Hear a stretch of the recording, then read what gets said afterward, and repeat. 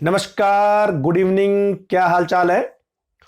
तो बच्चों, हम लोग डिस्कस कर रहे थे केमिकल प्रॉपर्टीज ऑफ अमीन, और इससे पहले वाले वीडियो में हमने कई सारी अमीन की केमिकल प्रॉपर्टी पे डिस्कस किया था। शायद वो वीडियो आपने देख लिया होगा। अब उसके बाद बात करेंगे इलेक्ट्रोफिलिक सब्स्टिट्यूशन रिएक्शन ऑफ अमीन यानी एनिलीन। ठीक है बच्चों, जिसको हम बोलते हैं ESNR। ठीक है, तो आज का वीडियो होने वाला है electrophilic substitution reaction in aniline. तो चलो समझते हैं कि इलेक्ट्रोफिलिक सब्स्टिट्यूशन क्या होता है और कौन कौन सी टाइप की रिएक्शन होती है, किस टाइप के प्रोडक्ट इसमें बनते हैं। ठीक है, एक चीज मैं आपको बता दूं, एनिलीन का ESR और बाकी कंपाउंड का ESR थोड़ा डिफरेंट है। तो एनिलीन का ESR आपको ध्यान से पढ़ना है, किस तरह से रिएक्शन होती है, क्या हमें करना पड़ेगा, कौन कौन से रिएजेंट लेने पड़ेंगे, वगैरह वगैरह। ठीक है, अब देखिए सबसे पहले अगर हम बात करें इलेक्ट्रोफिलिक रिएक्शन ऑफ एनिलीन का मतलब क्या होता है बच्चों, कि ये हमारे पास एनिलीन है और इसमें जब कोई इलेक्ट्रोफाइल अटैक करेगा, ठीक है, तो एक चीज ध्यान रखने, हमेशा इस बेंजीन के न्यूक्लियस का हाइड्रोजन जो है रिप्लेस होगा। क्लियर हो गया, यानी इस NH2 पे इस समय कोई फर्क नहीं पड़ेगा। ये जो इलेक्ट्रोफाइल है, अपकमिंग ग्रुप है, ये बेंजीन के किसी एक हाइड्रोजन को रिप्लेस कर देगा। इसी को हम बोलते हैं इलेक्ट्रोफिलिक सब्स्टिट्यूशन रिएक्शन। ठीक है, चलो अब देखो, अब जब बेंजीन पे एक ग्रुप ऑलरेडी जुड़ा होता है, तो जब सेकंड ग्रुप अटैक करता है तो दो पोजीशन बन सकती है ना, दो पॉसिबिलिटी बन सकती है। एक पॉसिबिलिटी बच्चों ऑर्थो एंड पैरा, ये वाली ऑर्थो एंड पैरा, और दूसरी कंडीशन बन सकती है मेटा, ये वाली। ठीक है, अब हम कैसे पता करें कि जो इलेक्ट्रोफाइल है वो ऑर्थो पैरा पे जाएगा या मेटा पे जाएगा। क्लियर, ये क्वेश्चन आता है। ठीक है, तो ध्यान रखिए बच्चों कि जो इलेक्ट्रोफाइल है वो ऑर्थो पैरा पे जाएगा या मेटा पे जाएगा, डिपेंड्स करता है कि ये ग्रुप कैसा है, इस ग्रुप का नेचर कैसा है। ठीक है, और जनरली बच्चों आपने हाइड्रोकार्बन में पढ़ा होगा, अगर कोई इलेक्ट्रॉन डोनेटिंग ग्रुप बेंजीन के ऊपर जुड़ा हो, ठीक है, if electron donating group attached with benzene, तो हमेशा जो अपकमिंग इलेक्ट्रोफाइल होगा,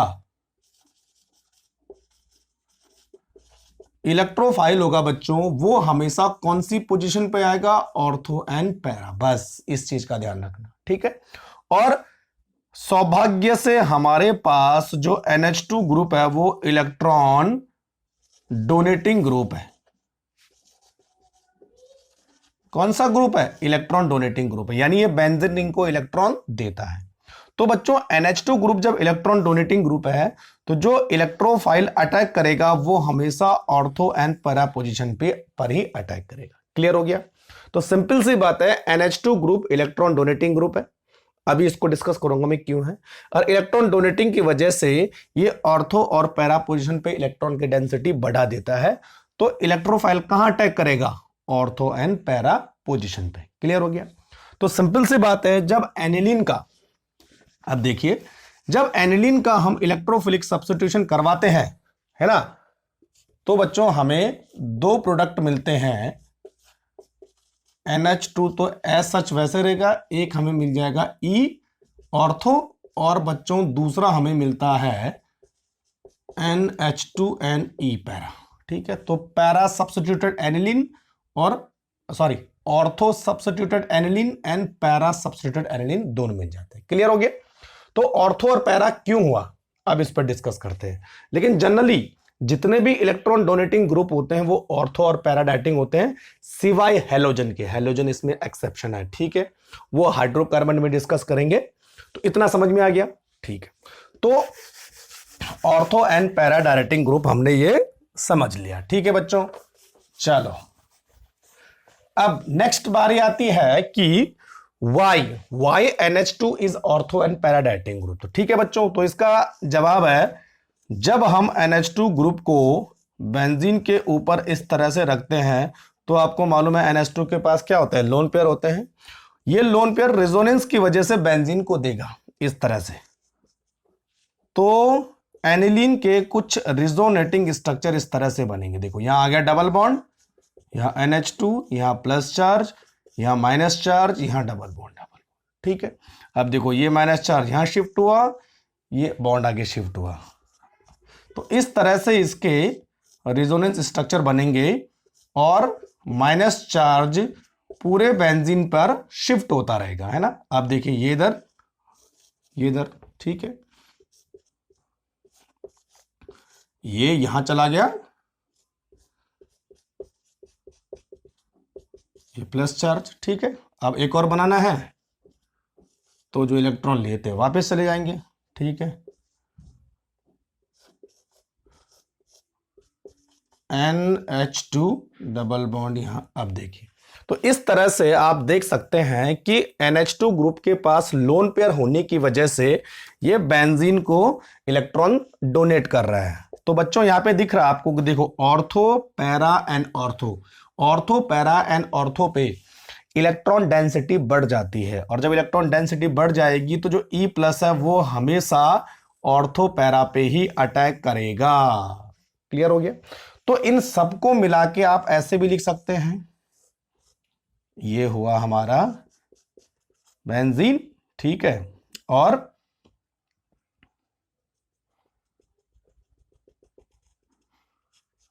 सॉरी ये माइनस चार्ज, तो माइनस चार्ज यहां, यहां और यहां, और जो हमारा E प्लस है वो अटैक करेगा इन पोजीशन पे। क्लियर हो गया। तो ये हाइड्रोकार्बन का थोड़ा टॉपिक आ गया इसमें। तो जनरली कोई भी ग्रुप अगर आपको पता करना हो, ऑर्थो, पैरा है, मेटा है, तो इसी तरह से पता होता है। ठीक है, तो आपको केवल एक ही चीज याद रखनी है, NH2 ग्रुप क्या है, इलेक्ट्रॉन डोनेटिंग ग्रुप है। इस वजह से इसके जितने भी प्रोडक्ट बनेंगे आपको ortho substituted and para substituted aniline बनेंगे। क्लियर हो गया, समझ में आ गया इतना? तो नोट करो फटाफट। क्लियर, चलो भाई, ठीक है, आगे बढ़े।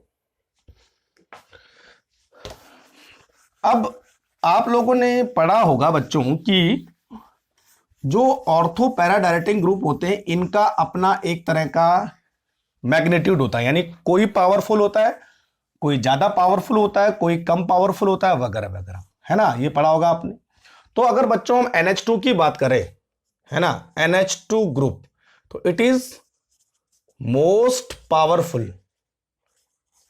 पावरफुल इलेक्ट्रॉन डोनेटिंग ग्रुप, यानी सबसे ज्यादा पावरफुल ग्रुप होता है इलेक्ट्रॉन डोनेटिंग ग्रुप, है ना। तो इस वजह से इसकी रिएक्शन क्या होती है, मोर विगरस होती है, यानी फास्ट होती है रेट ऑफ रिएक्शन। ये थोड़ा ध्यान रखना आपको, ना। अब इसका यूज देखिए कहां पर करेंगे। ठीक है, तो इतना समझ में आ गया कि NH2 इलेक्ट्रॉन डोनेटिंग ग्रुप है, और NH2 की जो इलेक्ट्रॉन डोनेटिंग पावर है वो बहुत ज्यादा है, तो ये रेट ऑफ रिएक्शन को काफी बढ़ा देता है।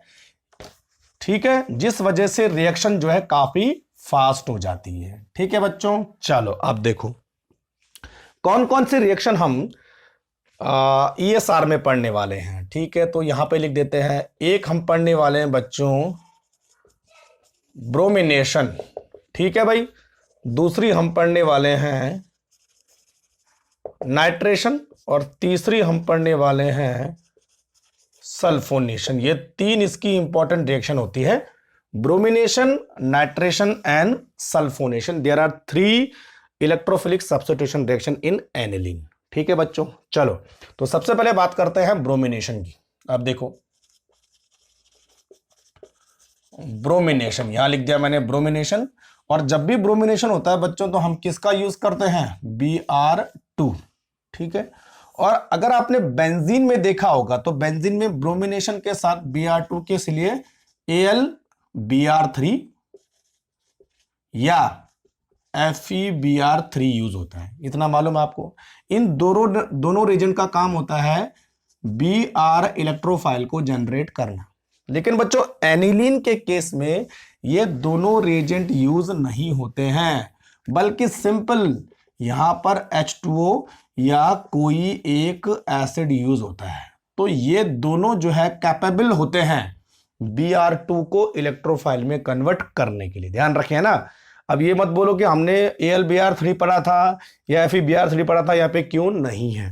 तो यहाँ पे इन दोनों की वजह से भी Br2 फ्री रेडिकल में, सॉरी, इलेक्ट्रोफाइल में कन्वर्ट हो जाता है। तो जरूरत ही नहीं है AlBr3 की। समझ में बात आ गई?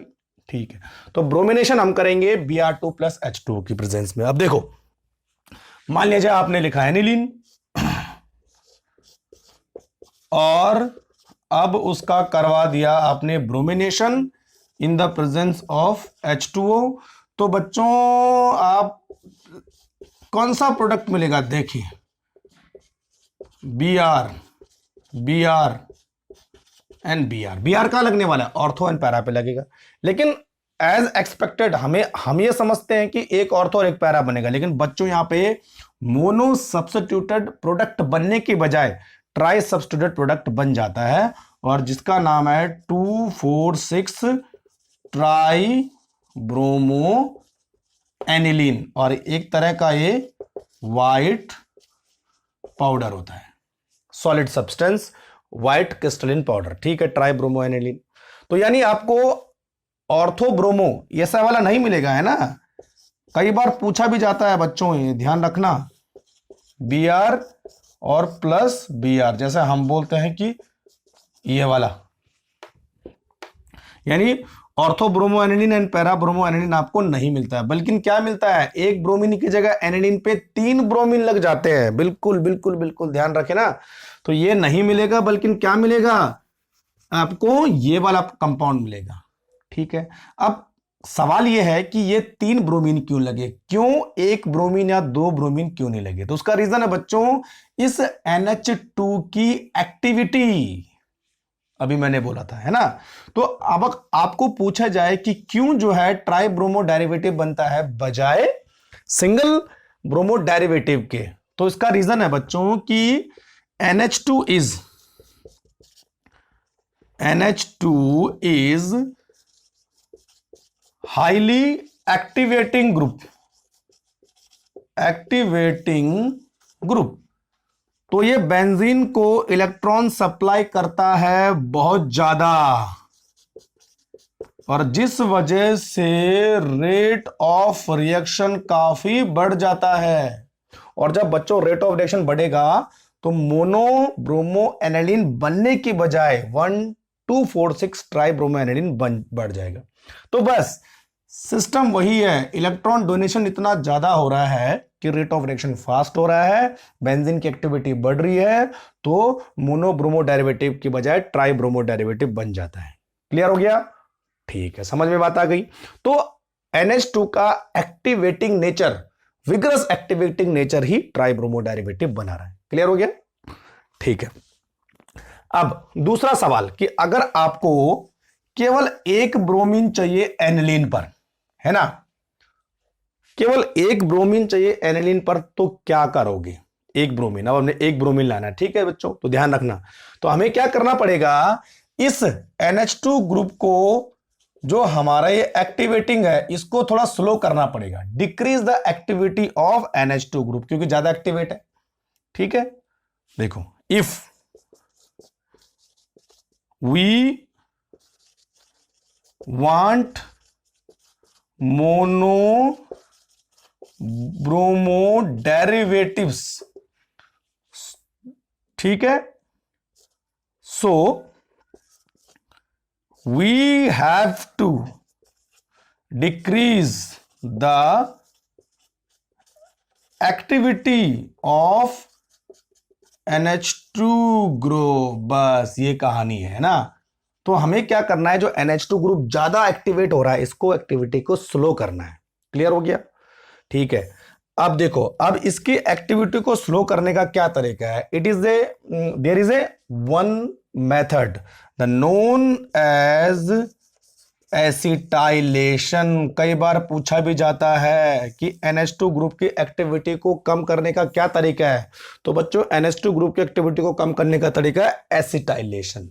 इसका मतलब जो है, एनिलीन को हम पहले किसके साथ रिएक्शन करेंगे? एक ऐसे कंपाउंड जिसके पास एक एसिटाइल ग्रुप होता है, और मैंने बोला एसिटाइल ग्रुप किसके पास होता है? Acetic anhydride hydride. तो एसिटिक एनहाइड्राइड यूज करेंगे तो NH2 ग्रुप की एक्टिविटी कम हो जाएगी। और उसके बाद फिर हम क्या करेंगे, ब्रोमिनेशन करेंगे। तो अब हमें ट्राइब्रोमो डेरिवेटिव की बजाय क्या बनेगा, मोनोब्रोमो डेरिवेटिव। क्लियर हो गया। तो देखो कैसे करते हैं ना, समझ में बात आ गई। इसका रीजन, ट्राइब्रोमो बनने का रीजन ज्यादा एक्टिविटी। हमने क्या करना है, मोनोब्रोमो चाहिए तो एक्टिविटी को कम करना पड़ेगा। तो उसके लिए क्या करना पड़ेगा, हमें एसिटाइलेशन करना पड़ेगा। तो किसका यूज करेंगे, किस केमिकल यूज करेंगे, एसिटिक एनहाइड्राइड का यूज करेंगे। क्लियर हो गया। तो जब इस NH2 ग्रुप का एसाइलेशन होता है या एसिटाइलेशन होता है तो उसकी एक्टिविटी कम हो जाती है। ठीक है। अब देखो इतना समझ में आ गया, इसको मिटा देते हैं, है ना। तो देखो अब कैसे करेंगे, है ना।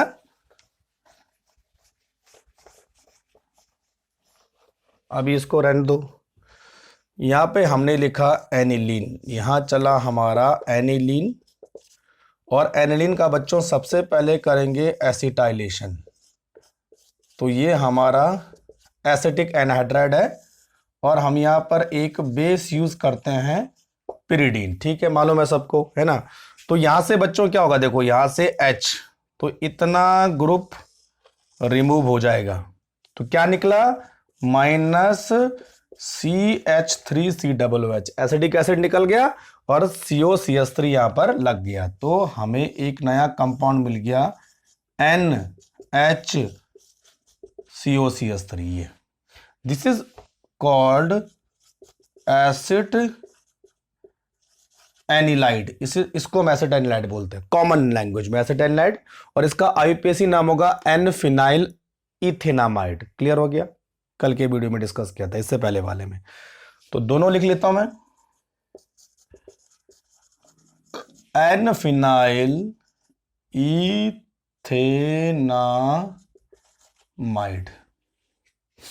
क्लियर हो गया, ठीक है, एसिड एनिलाइड भी बोलते हैं इसको। ठीक, अब बच्चों अब करेंगे हम bromination. Bromination in the presence of acidic acid, जैसे मैंने आपको बोला था, या H2O। ठीक है, तो NHCOCH3 तो वैसे रहने वाला है और एक ब्रोमीन यहां लग गया पैरा पे। ठीक है, ऑर्थो पे भी लग सकता है, दो बन सकते हैं। लेकिन बच्चों ऑर्थो वाले कम, इसको हम बोलते हैं, हाँ ऑर्थो वाले क्या होंगे, यानी ऑर्थो की कंसंट्रेशन कम होगी, पैरा की कंसंट्रेशन ज्यादा होगी, मेजर माइनर वाला। तो इसलिए मैंने केवल पैरा लिखा है, ऑर्थो मैंने नहीं लिखा है। ऑर्थो भी जा सकता है, लेकिन ऑर्थो पे जाने की वजह से दोनों, चलो मैं ऑर्थो भी लिख देता हूं यहां पर, है ना। आप बोलोगे ऑर्थो क्यों नहीं लिखा, NHCOCH3NBr वही है। इस ग्रुप का नेचर भी ऑर्थो पैरा है और एनिलीन का भी ऑर्थो पैरा था। ठीक है, तो देखो एक पैरा पे गया, एक ऑर्थो पे गया। लेकिन ऑर्थो के ब्रोमीन ऑर्थो पर होने से इन दोनों के बीच रिपल्शन बढ़ता है। क्या बढ़ता है, रिपल्शन, क्योंकि दोनों ग्रुप पास पास हैं। तो इसकी कंसंट्रेशन बच्चों कम हो जाती है। तो ये माइनर हो गया, ये मेजर हो गया, इसलिए मैंने केवल मेजर लिखा है। तो ध्यान रखना, हमेशा पैरा पे जाएगा, नॉट ऑर्थो पे। तो ऑर्थो कम बनेंगे, कम कंसंट्रेशन में बनेंगे, और पैरा ज्यादा कंसंट्रेशन में बनेंगे। तो हम क्या रखेंगे, केवल पैरा। तो अब इसका नाम हो गया पैरा ब्रोमो एसिड एनिलाइड, है ना, पैरा ब्रोमो एसिड एनिलाइड, क्योंकि पैरा ब्रोमो और ये पूरा क्या था, एसिड एनिलाइड। क्लियर हो गया, ठीक है। अब इस ग्रुप को हमें वापस NH2 ग्रुप में कन्वर्ट करना है। तो बहुत अच्छा तरीका है, क्या करेंगे हम, या तो कोई वाटर या बच्चों एसिड यूज करेंगे। तो कई बार वाटर की जगह में केवल OH- भी दे रखा होता है और एसिड की जगह में HCl। तो समझ जाना चाहिए ना कि हम लोग किसी एसिड या किसी वाटर के प्रेजेंस में, तो एसिड के साथ ही दोबारा से क्या कन्वर्ट हो जाएगा, वापस NH2 दे देगा। तो हमें क्या मिल जाएगा, देखिए वापस NH2 आ गया है और ब्रोमीन जो पैरा पोजीशन पे था वैसा के वैसा रहेगा। क्लियर हो गया। और प्लस क्या मिला हमें, CH3COOH। ठीक है, समझ में बात आ गई। तो इस तरह से हम लोग जो है, अब देखो ये जो हमें फाइनल प्रोडक्ट मिला है ना, इसमें केवल एक ही ब्रोमीन लगा है, और जब क्या हम डायरेक्ट ब्रोमिनेशन करेंगे तो 3 ब्रोमीन लगे, बस यही ध्यान रखना। तो अब हमें मिल गया बच्चों पैरा ब्रोमो एनिलीन। क्लियर हो गया? तो ये पूरा कंसेप्ट है ऐसा कि डायरेक्ट ब्रोमिनेशन क्यों पॉसिबल नहीं है, या डायरेक्ट ब्रोमिनेशन से क्या बनेगा और इनडायरेक्ट ब्रोमिनेशन से क्या बनेगा। तो इनडायरेक्ट हमें ऐसा करना है। तो जितने भी एनिलीन की रिएक्शन है सब में ये कंसेप्ट है। सबसे पहले एसाइलेशन करवाएंगे किसकी प्रेजेंस में, एसिटिक एनहाइड्राइड। ठीक है बच्चों, एसिटिक एनहाइड्राइड। ठीक है, उसके बाद ये वाला पूरा ग्रुप निकल जाएगा तो लगा क्या, NaCO से एसिटाइलनाइड बना। अब इस ग्रुप का नेचर भी बच्चों ऑर्थो एंड पैरा होता है, लेकिन ये ग्रुप NH2 के मुकाबले कम पावरफुल है। ध्यान रखें ना, this is less powerful than NH2। तो इसका मतलब इलेक्ट्रॉन की डेंसिटी बेंजीन पे उतनी नहीं होगी जितनी NH2 के केस में हो रही थी, कम विग्रेस होगी। तो कम होगा तो रेट ऑफ रिएक्शन में कम होगा, तो केवल एक ही ब्रोमीन लगेगा। क्लियर हो गया? और मैंने कहा ब्रोमीन पैरा पे क्यों लगेगा, क्योंकि रिपल्शन कम है तो मेजर प्रोडक्ट होगा, ऑर्थो पे लगेगा तो माइनर प्रोडक्ट होगा। तो हमने केवल पैरा पे लगा, लेकिन वही कंडीशन आपको रखनी पड़ेगी, Br2 प्लस CH3C+। तो Br डायरेक्ट कहां लग गया, पैरा पे। अब इस ग्रुप को दोबारा आपको NH2 ग्रुप में लाना है, तो ये जो है एक तरह का एमाइड है, तो एमाइड का आप हाइड्रोलाइसिस कर दो या किसी एसिड के प्रेजेंस में कर दो। तो मान लीजिए हमने हाइड्रोलाइसिस किया तो क्या हुआ, CH3C+, और दोबारा से NH2 मिल गया। तो देखो, इनडायरेक्ट से केवल एक, डायरेक्ट से 3। समझ में बात आ गई?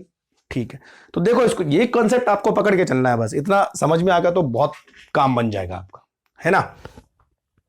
ठीक है भाई।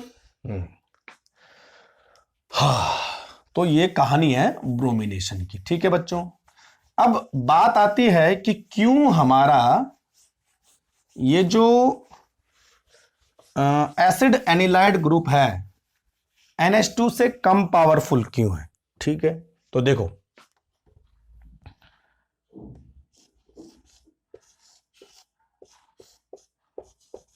NH ऐसा लिखते हैं ना, ठीक है, और दूसरा हमारे पास है एनिलीन।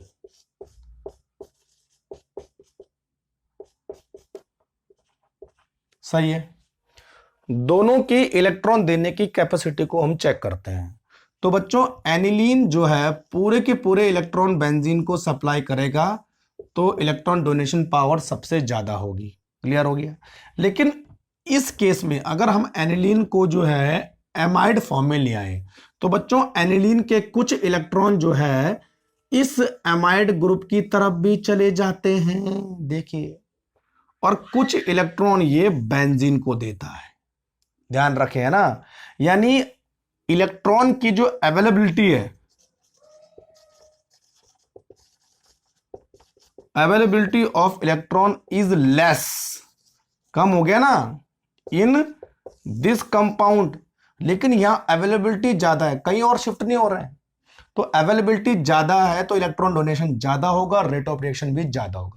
लेकिन यहां पर जो है इलेक्ट्रॉन किस तरफ चले गए, थोड़ा सा एमाइड की तरफ चले गए, उसने इलेक्ट्रॉन को थोड़ा सा खींच लिया अपनी तरफ, जिस वजह से रेट ऑफ रिएक्शन कम हो गया, क्योंकि availability of lone pair electron क्या हो गए हैं, कम हो गए हैं। तो अब जो ब्रोमीन 3 लगने वाले थे वो केवल एक ही लगेगा। तो इसीलिए बच्चों हमने क्या किया, उसका एसिटाइलेशन किया। समझ गए बात? तो यही आपको कंसेप्ट समझाना है, अगर आपको पूछा जाए कि क्यों एसिटाइलेशन से रेट ऑफ रिएक्शन कम हो रहा है। समझ में बात आ गई? ठीक है, क्लियर हो रहा है, अच्छी बात है। अब नेक्स्ट, तो ये ब्रोमिनेशन की कहानी, यही कहानी हम नाइट्रेशन में भी दोहराएंगे और ये कहानी हम सल्फोनेशन में दोहराएंगे। ठीक है, खत्म कर दो उसको। चलो, अब बच्चों नेक्स्ट हमारे पास है, हेडिंग डालिए नाइट्रेशन, है ना? नेक्स्ट हेडिंग है नाइट्रेशन। नाइट्रेशन, और नाइट्रेशन के लिए हम यूज करते हैं पहले तो, हाँ, concentrated HNO3 plus concentrated H2SO4, सबको मालूम है। ठीक है, ठीक है ना? चलो भाई नाइट्रेशन करके देख लेते हैं। आपने लिया एनिलीन और यहां पर आपने रखा HNO3 और नीचे रखा H2SO4। ठीक है, नाइट्रेशन आपको मालूम है क्या इलेक्ट्रोफाइल होता है भाई, NO2 प्लस, यानी NO2 प्लस कहां लगेगा, ऑर्थो और पैरा पे लगना चाहिए, है ना। तो NH2 NO2, ठीक है, NH2 NO2 NH2 NO2। अरे ये क्या मेटा क्यों लिख रहा हूं मैं भाई, मेटा तो होता ही नहीं है, लेकिन भाई नाइट्रेशन के केस में थोड़ा सा गड़बड़ घोटाला हो जाता है। देखिए ये बनता है बच्चों 51% पैरा वाला, ये बनता है 2% कौन सा वाला, ऑर्थो वाला, और मेटा वाला बनता है बच्चों 47%। ये बड़ा समस्या है। अब समस्या क्या है देखिए, पैरा नाइट्रोएनिलीन 51%, ऑर्थो नाइट्रोएनिलीन 2% एंड मेटा नाइट्रोएनिलीन 47%। ठीक है, अब देखो कॉन्ट्राडिक्टरी क्या है, NH2 ग्रुप इलेक्ट्रॉन डोनेटिंग है तो ये ऑर्थो एंड पैरा प्रोडक्ट बनाएगा, लेकिन इसने इतनी ज्यादा कॉन्सेंट्रेशन में मेटा एनिलीन क्यों बनाया, मेटा नाइट्रोएनिलीन क्यों बनाया, जबकि ये मेटा डाइटिंग तो है ही नहीं। तो क्यों NO2 ग्रुप मेटा पे जाके शिफ्ट हो गया, वाई, और वो भी इतनी ज्यादा कॉन्सेंट्रेशन में। चलो 1-2% बनता है तो समझ में आता है, लेकिन 47% क्यों बना, ये कई बार क्वेश्चन पूछा जाता है कि NH2 group ortho para dieting है, इलेक्ट्रॉन डोनेटिंग है, ठीक है, तो प्रोडक्ट ऑर्थो पैरा बनना चाहिए, यानी अगर 51% बना तो ये 49% बनना चाहिए, ये मेजर और ये माइनर। लेकिन इतनी ज्यादा कॉन्सेंट्रेशन में मेटा नाइट्रो एनिलीन का बनना सरदर्द करता है, क्या करता है, सरदर्द करता है, यानी क्वेश्चन पैदा करता है ना। तो इसका जवाब ढूंढते हैं क्यों ऐसा हुआ। ठीक है, तो भाई जवाब भी हाजिर है, जब क्वेश्चन हाजिर है तो जवाब भी हाजिर होगा। ठीक है, चलो अब देखो क्या होगा। तो बच्चों इसका जवाब छुपा है, देखो ये हमने लिया एनिलीन, और बच्चों एनिलीन का हम क्या करते हैं, नाइट्रेशन करते हैं, तो दोनों क्या है, एसिड है, ये देखो एसिड है ना। ठीक है, तो अगर हम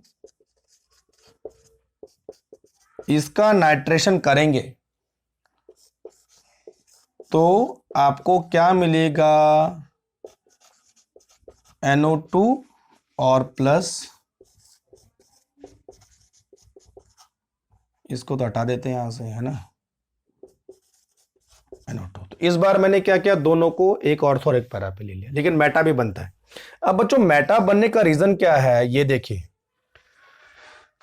H2SO4 is a acidic compound, और बच्चों ये NH2 है, ये किसकी तरह काम करता है, बेस की तरह काम करता है। तो भाई अगर बेस में आप एसिड डालोगे तो उसके कुछ मॉलिक्यूल क्या करेंगे, प्रोटॉन को एक्सेप्ट करेंगे और एक नई तरह का प्रोडक्ट का फॉर्मेशन कर देंगे, NH3+। देखो ये हुआ, यानी बोलने का मतलब यह है कि आपने मान लीजिए एनिलीन के 100 मॉलिक्यूल लिए, 100 मॉलिक्यूल लिए, तो उनमें से 51 मॉलिक्यूल तो जो है प्रोटोनेट नहीं हो रहे, यानी कुछ मॉलिक्यूल का प्रोटोनेशन नहीं हो रहा है, लेकिन कुछ मॉलिक्यूल का प्रोटोनेशन हो रहा है। 47% मॉलिक्यूल का प्रोटोनेशन हुआ और उन्होंने बना दिया एनिलीनियम आयन, लेकिन कुछ मॉलिक्यूल का प्रोटोनेशन नहीं हुआ, उन्होंने डायरेक्ट जो है नाइट्रेशन करके क्या बना दिया, ऑर्थो एंड पैरा। लेकिन जिन मॉलिक्यूल का प्रोटोनेशन हुआ उन्होंने क्या बनाया, एनिलीनियम आयन बनाया। और बच्चों एनिलीनियम आयन का अगर हम दोबारा से इसका अगर नाइट्रेशन करते हैं, क्योंकि नाइट्रेशन तो हम कर ही रहे हैं, तो एनिलीन में नाइट्रोजन पे प्लस चार्ज आने की वजह से अब ये इलेक्ट्रॉन विथड्रॉइंग ग्रुप होगा। और बच्चों इलेक्ट्रॉन विथड्रॉइंग ग्रुप क्या करते हैं, मेटा प्रोडक्ट बनाते हैं, सीधी सी बात है। तो कहानी इतनी सारी है ना। तो सिंपल सी बात है, आपको क्या समझना है, देखिए कि direct nitration of aniline is not possible because the large concentration of Meta nitro aniline will produce, इतनी ज्यादा कंसंट्रेशन में प्रोड्यूस हो रहा है। तो अगर हमें मेटा नहीं बनाना है तो क्या करेंगे, ठीक है, पहला सवाल ये है। दूसरा सवाल है कि मेटा क्यों बना, तो पहले इसको देख लेते हैं ना कि मेटा क्यों बना। तो बच्चों मेटा क्यों बना, क्योंकि एनिलीन के कुछ मॉलिक्यूल जो है प्रोटोनेट हो जाते हैं, क्योंकि एनिलीन बेस है और हम किसका यूज कर रहे हैं, एसिड का यूज कर रहे हैं। तो एसिड और बेस रिएक्शन होगी तो प्रोटोन एक्सेप्ट करके किसमें कन्वर्ट हो जाएगा, एनिलीनियम आयन में। अब हमारा जो अंदर जिस बीकर में रिएक्शन हो रही थी उसमें एनिलीनियम आयन भी है और एनिलीन भी है, तो दोनों का अगर आप नाइट्रेशन करोगे साथ साथ तो ये तो ऑर्थो पैरा देगा, लेकिन ये क्या बनाएगा, मेटा बनाएगा। ठीक है, तो ये 47% और ये 51% और ये केवल 2%। इसीलिए आपको उस सॉल्यूशन के अंदर तीनों मिलेंगे, मेटा भी, ऑर्थो भी एंड पैरा भी। Reason, formation of anilinium ion. समझ में बात आ गई। तो देखो समझो कि क्यों मेटा प्रोडक्ट बन रहा है। ठीक है, तो रीजन है formation of anilinium ion. Problem solve, एक प्रॉब्लम सॉल्व होगी कि मेटा क्यों बना। अब दूसरी प्रॉब्लम क्या है कि मेटा नहीं चाहिए भाई, केवल हमें ऑर्थो और पैरा चाहिए। तो वही कहानी, पहले एसाइलेशन करवाते हैं, उसके बाद जो है नाइट्रेशन करवाते हैं। ठीक है, तो जवाब उसी में छुपा है। इसको मिटा दूं मैं, चलो। इसके लिए वैसे मैंने अलग से वीडियो बनाया है कि क्यों एनिलीन जो है डायरेक्ट नाइट्रेशन से मेटा प्रोडक्ट बनाता है ना। तो अब देखो भाई, चलो, तो अब हम एनिलीन का इनडायरेक्ट नाइट्रेशन करते हैं। इनडायरेक्ट है ना, तो बच्चों क्या करेंगे, देखो NH2 हमारे पास है और हम यूज करने वाले हैं एसिटिक एनहाइड्राइड इन pyridine। ठीक है, बेस। तो एनिलीन पहले किस में कन्वर्ट होगा, एसिड एनिलाइड में, ये तो था, और माइनस एसिटिक एसिड निकल जाएगा। क्लियर, तो मैंने इधर लिख दिया। अब एसिड एनिलाइड का अगर हम करते हैं नाइट्रेशन, तो बच्चों अब एनिलीनियम आयन नहीं बनेगा। अब एनिलीनियम आयन बनने की पॉसिबिलिटी बिल्कुल नील हो गई, क्योंकि एनिलीनियम आयन COCH3। ठीक है, तो अब इसका अगर हम नाइट्रेशन करेंगे तो ये भी एक ऑर्थो एंड पैराडाइटिंग ग्रुप है। ठीक है, तो एक नाइट्रो यहां लग जाएगा और प्लस एक नाइट्रो ऑर्थो पे लग जाएगा, लेकिन दोनों नजदीक हैं, रिपल्शन ज्यादा है तो कंसंट्रेशन भी कम होगी। इसीलिए केवल और केवल मैं पैरा पे कंसंट्रेट कर रहा हूं। ठीक है, पैरा।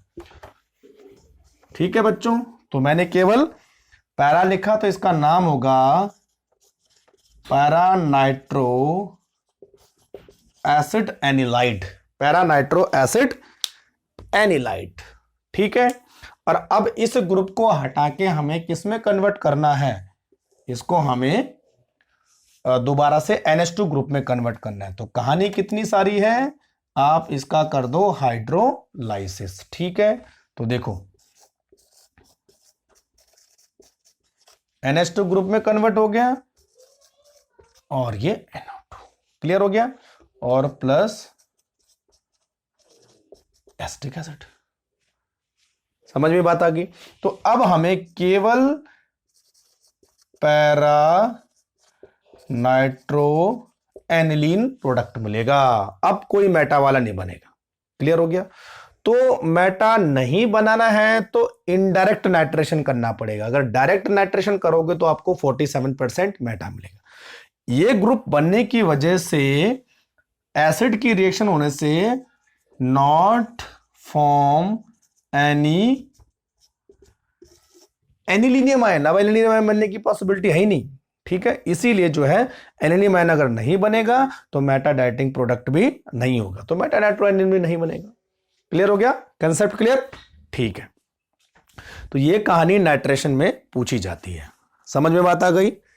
चलो, तो नाइट्रेशन में इतना ही है भाई, है ना, मिटा दिया जाए, मिटा दिया जाए।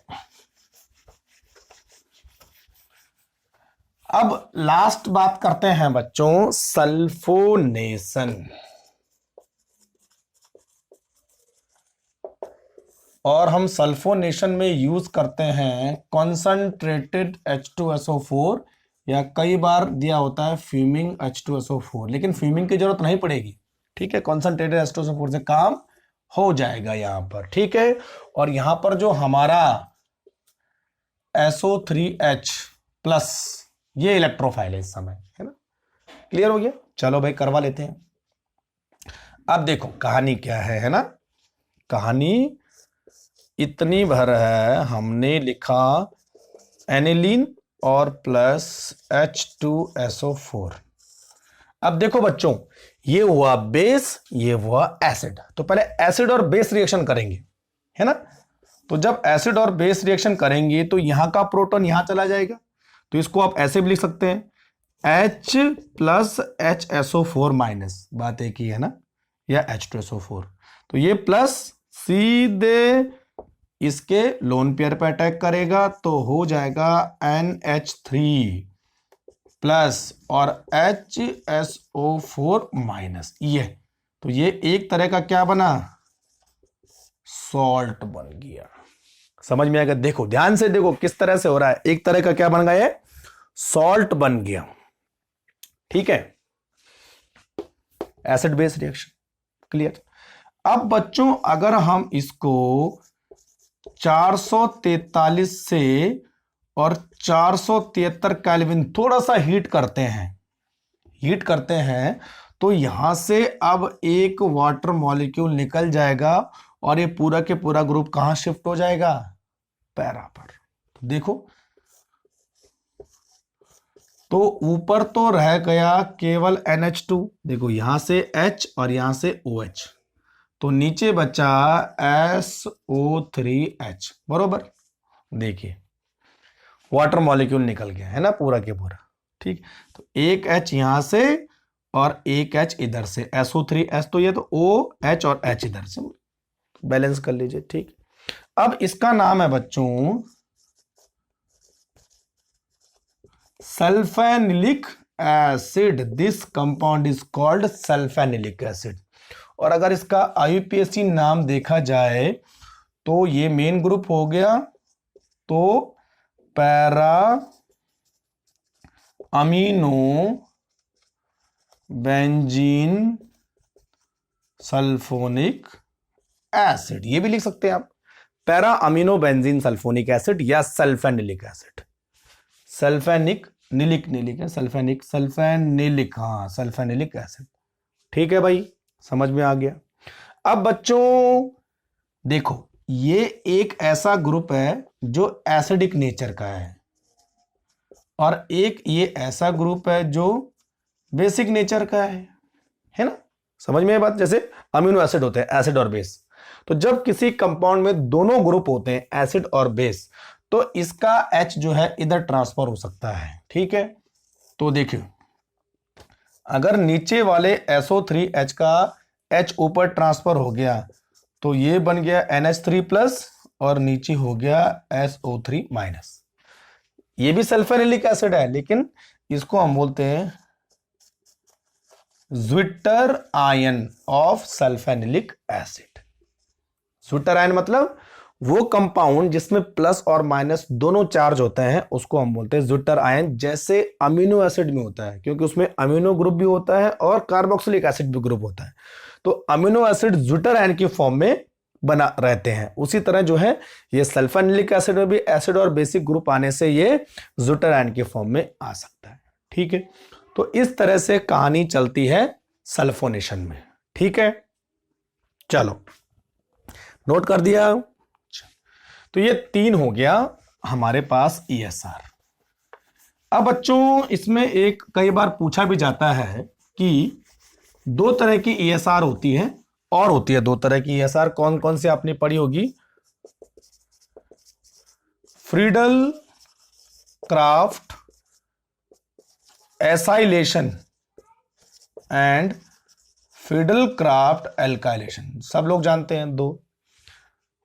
एनिलीन दोनों में से कोई रिएक्शन नहीं देता। Aniline does not give Friedel Crafts acylation as well as alkylation, नहीं देता है। ऐसा क्यों होता है, चलो देख लेते हैं।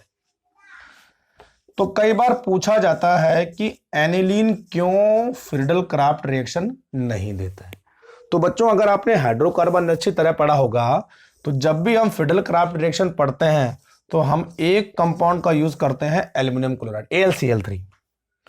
और AlCl3 एक तरह का लुईस एसिड है, यानी एल्यूमिनियम के पास पूरे 8 इलेक्ट्रॉन नहीं है, और जिन कंपाउंड के पास या जिन एटम के पास 8 इलेक्ट्रॉन नहीं है, वे जो है 2 इलेक्ट्रॉन कहीं बाहर से ले सकते हैं। जैसे देखो Al, ये देखो ना, Cl और Cl, देखो 2 2 4 2 6, तो ये 2 इलेक्ट्रॉन कहीं से एक्सेप्ट करके अपने ऑक्टेट को कंप्लीट करते हैं।